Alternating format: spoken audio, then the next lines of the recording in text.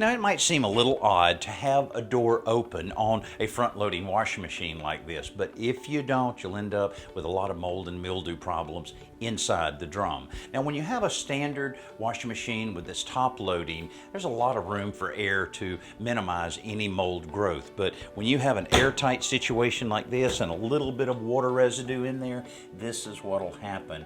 Have a lot of mold all around the seal here that'll have to be cleaned with some hot soapy water and a nice rag. While you're at it, don't forget about your soap dispenser here and get it nice and clean as well. And then in an empty washer, you want to put a little formula in there. 1 cup of bleach, 1 cup of baking soda, a half a cup of regular powdered detergent, and some washer cleaner. There's several different types that are on there. Put that combination in there, put it inside, and run it through a cycle. That'll help clean all the internal parts of it. If you don't do this, you'll end up with a strong smell inside your washing machine and, of course, a lot of mold, and that's not good for anybody.